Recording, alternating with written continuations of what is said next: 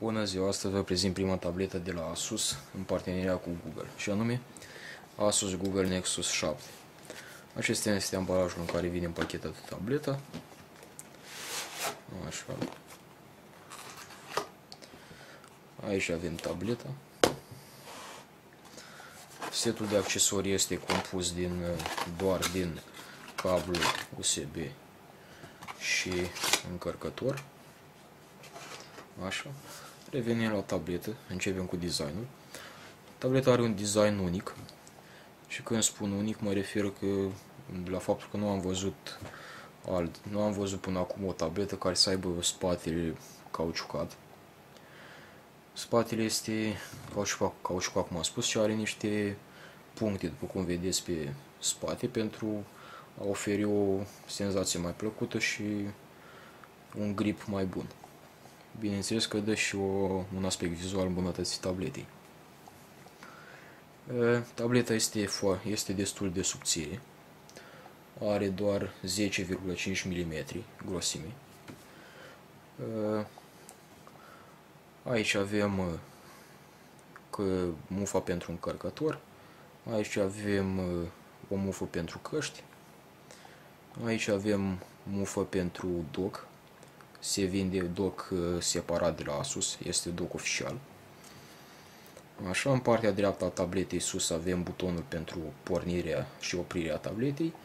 Aici avem volum plus și volum minus. Mai avem și la tabletă, mai avem un microfon aici. Și mai avem și un microfon aici, am zis să vă explic acum de ce. Când ținem tableta așa și vorbim pe Yahoo, Skype, cu apel video sau numai voce, acest microfon este acoperit și nu funcționează la adevărata lui capacitate și intră în funcțiune acesta la alta, de aici. Iar când ținem tableta așa, acel de aici se oprește, nu funcționează la capacitatea lui normală și este compensat de celălalt de sus, pentru că nu este acoperit. Cei de la Asus, în privința asta, cei de la Asus s-au gândit la o treabă foarte bună. Așa, revenim la hardware-ul tabletei. Tableta are un ecran IPS LCD capacitiv de 16 milioane de culori, cu rezoluția de 800 pe 1280 de pixeli în 7 inch. Densitatea pixel pe centimetru pătrat este de 216 pixeli. Protecția ecranului este Gorilla Glass Flash, așa cum v-ați fi așteptat, și este Corning Glass, o tehnologie mai slabă de Gorilla Glass, dar și aceasta are rolul de a proteja ecranul de zgârieturi. Niciunul dintre modelele de Nexus 7 nu are card, însă există modelul de 16 GB și modelul de 32 de GB. Acesta este modelul de 16 GB și doar numai cu Wi-Fi. Wi-Fi-ul are toate cele 3 standarde BGN, după cum știți. Tableta mai are și Bluetooth, NFC, USB, micro USB 2.0. Așa. Aici în față camera frontală este de 1,2 megapixeli cu filmare 720p HD, ideală pentru convorbiri pe Messenger, Skype și altele. Așa.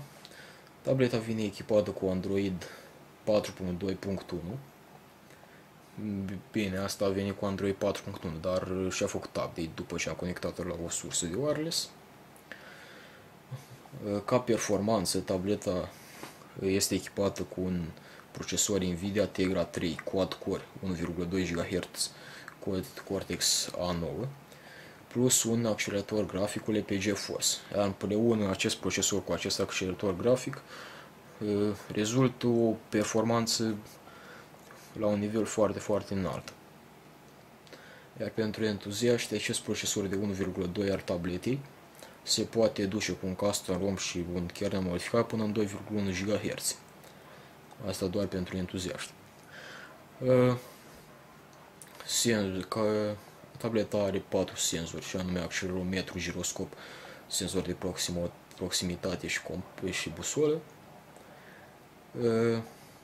Tableta are o baterie care nu poate fi scoasă de către utilizator de 4325 de mAh. Durata de viață a bateriei este destul de bună și în standby și în utilizare. În standby, în 4 zile mi s-a dus numai 10% din baterie. Deci are o autonomie foarte bună. Așa, nici în utilizare nu dă și mai rău, deoarece, de exemplu, de dimineață până seara a jucat continuu. Durează bateria și încă mai rămâne o parte de jucat pe ziua cealaltă. Așa. Intrând în software, tableta vine cu Google Chrome ca browser prestabilit instalat, nu avem altceva, avem doar Google Chrome. Aplicația pentru cameră, când deschideți pentru prima dată tableta, nu o să o aveți, așa că intrați în Play Store și căutați pe Nexus 7 și o să vă apară prima. Și cam asta e tableta, asta e aplicația pentru cameră, de cameră pentru Nexus 7. Nu știu de ce n-au au preinstalat-o, nu știu de ce. Așa. Tableta mai oferă și un program numit Tegra Zone, în care cei de la Nvidia mi-au pus la dispoziție toate jocurile optimizate pentru procesorul Nvidia Tegra, cum ar fi Grand Theft Auto Vice City, Shadowgun Diesel și o grămadă de jocuri. O grămadă. Așa, per total tableta, raportul calitate-preț al tabletei este unul imbatabil. La prețul de 10 milioane și toate aceste calități, este o tabletă care își merită fiecare bănuț. Așa. Tableta este, în general, n-am avut probleme cu ea. Este o tabletă foarte portabilă și oferă un divertisment foarte, foarte mare. Da, cam asta e. Acest review a fost făcut special pentru cei de pe forumul My Garage.